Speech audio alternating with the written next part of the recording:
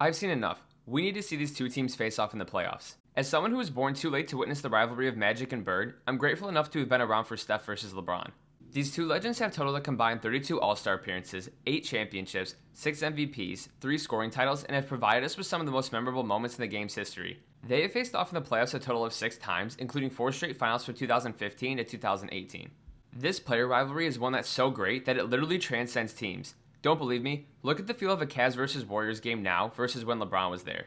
On the flip side, watch the intensity of a Warriors vs. Lakers game in 2017 versus now. It's a night and day difference. Speaking of the Warriors and Lakers, we need to see them face off in this postseason. The two squads have already supplied us with classic matchups throughout the past few years, but now you have the additions of Luka in LA and Jimmy in Golden State, two must-see TV players that are seeking their first championship.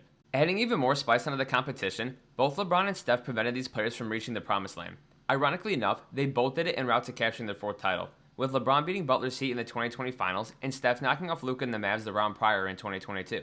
If I haven't forgotten this factor, you can bet that Jimmy and Luka haven't either. Both of these cats have displayed their competitive nature, and there's no doubt in my mind that they are seething at the teeth to get revenge. Not a good enough narrative for you? Well, how about this? Both Curry and James are tied at 4 championships each. Steph is 3-1 against LeBron's teams in the finals, but James is arguably the best and most impressive ring in NBA history. Of course, I'm talking about the Cavs' 3-1 comeback in 2016. Stephen Curry was coming off the heels of one of the greatest seasons we've ever seen a player produce. He led the Warriors to a record-breaking 73 wins and became the only unanimous MVP in league history.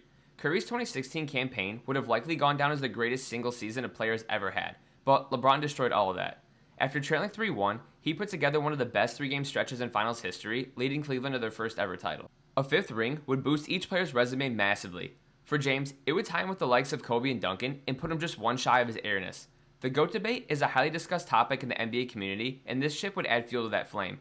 While I hold the opinion that Michael holds the crown, a 5th ring would definitely be something I'd take into consideration. For Steph, his 5th championship would tie him with Magic Johnson. The last few years have seen people argue whether Curry or Magic is the greatest point guard to play the game. While you have both sides generate compelling arguments, Johnson's extra title gives him the edge in most fans' eyes. A 5th title would without a doubt bring new energy into this debate. Additionally, there would be serious talks on where Steph ranks all time. Winning 5 chips is an accomplishment in itself, but Curry will have done it with the same franchise. With an extra title to his name, he'd be making a legitimate push for being top 5 all time. The respective teams' close proximity would also just add to the intensity, as the two cities are separated by less than 400 miles. With all these implications on the line, who wouldn't want to see a round 7 between these two greats? Moving on, I gotta give some love to Giannis, man. While the MVP debate is clearly between SGA and Jokic, Giannis has been nothing but dominant this season. It's unfortunate he's been overshadowed as much as he has, because in almost any other year, this man would win MVP. In last night's win against the Sixers, he became the first player in NBA history to record 35 points, 17 boards, and 20 assists. His 20 dimes ties the career highs of passing greats like Stephon Marbury and Jason Kidd. Being able to record this type of stat line as a power forward is just simply absurd.